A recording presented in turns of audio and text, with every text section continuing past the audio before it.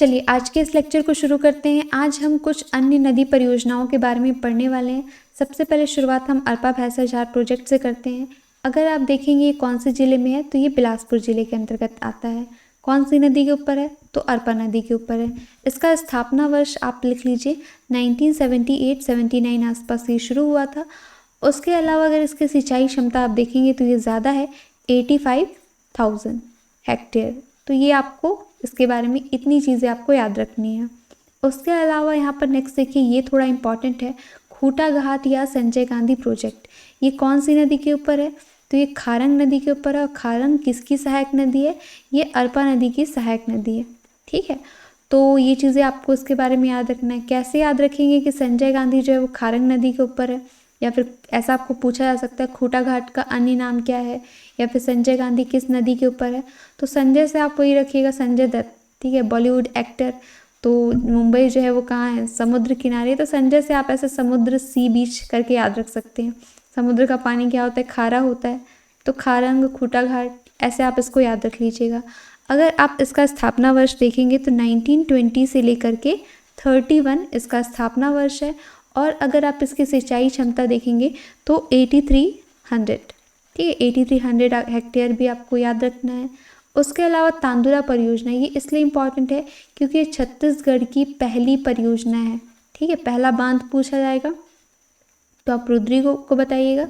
उसके अलावा छत्तीसगढ़ की पहली परियोजना पूछा है तो आप तांदुला को बताएंगे। तो विशेष इसके ऊपर यही है कि ये छत्तीसगढ़ की पहली परियोजना है। और अगर आप इसका स्थापना वर्ष देखेंगे तो 1913 है। ठीक है, तो ये दोनों चीज़ें स्टार मार्क कर लीजिए, ये आपको याद रखना है। और यहाँ से बीएसपी को ये जलपूर्ति भी करता है। ठीक है, पानी प्रोवाइड करता है। उसके अलावा यहाँ पर दो अन्य है, सिकसार और सोंडूर। तो इनके बारे में भी आप याद रखिएगा। इसका अगर आप स्थापना वर्ष देखेंगे तो 1995 इसका स्थापना वर्ष। कौन सी नदी के ऊपर है तो ये आप सभी को याद है, पैरी नदी के ऊपर। कैसे मैंने इसको याद करवाया था, इसको आपको ऐसे याद रखना है कि जैसे पैरी एक जनजातियों का ये मतलब छत्तीसगढ़ी महिलाओं का ये एक आभूषण है। तो इसको आप ऐसे याद रखिएगा। और वो लोग गले में क्या है, सिक्के सिक्के जैसा पहनते हैं ना, गले में नेकलेस जैसा। तो सिकसार और पैरी को आप ऐसे रिलेट कर सकते हैं। उसके अलावा सिकसार कौन सी नदी जिले के अंतर्गत है ये परियोजना, तो ये गरियाबंद जिले के अंतर्गत है। ठीक है, तो इसको आप याद रखिएगा, गरियाबंद।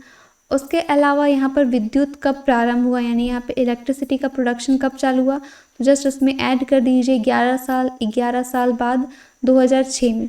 अगर आप देखेंगे इसका कैपेसिटी कितना है, क्षमता कितनी है, तो इसमें यहाँ पर 3.5 के 2 यूनिट है, यानी कि 7 मेगावाट इसकी क्षमता है। ठीक है, फटाफट से कमेंट सेक्शन में बताइए गंगरेल बांध की कितनी क्षमता है। देखते हैं किसको किसको याद है। अभी तक 1-2 लेक्चर पहले ही मैंने पढ़ाया था। उसके अलावा सोंडूर का भी आप याद रख लीजिए। इसका अगर आप स्थापना देखेंगे तो ये कब स्थापित हुआ था, तो 1979। ठीक है, ये आप याद रखिएगा। उसके अलावा ये कौन से ज़िले के अंतर्गत है, तो ये धमतरी ज़िले के अंतर्गत आता है। ठीक है, इतनी सारी चीज़ें जितना मैंने आप लोगों को कराया, आप ये सारी चीज़ें अच्छे से याद रखिएगा। नदी परियोजना से आप देखेंगे तो आपको जनरली MCQs देखिएगा बनेंगे। आज का जो क्वेश्चन ऑफ द डे है जो मैं आपसे पूछूंगी, आपको फटाफट से बताना है। इसमें आप बताइए कि जो संजय गांधी प्रोजेक्ट है ये कौन से नदी के ऊपर है। उसके अलावा जो दूसरा क्वेश्चन आपको बताना है कि सिकसार परियोजना जो है वो कौन से ज़िले के अंतर्गत है। ठीक है, ज़िला बताना है। ये 2 क्वेश्चन का आंसर आप लोग कमेंट सेक्शन में दीजिए, जिससे कि आपको सेल्फ एनालिसिस हो जाएगा कि कितनी चीज़ें आपको याद हैं कितनी नहीं है।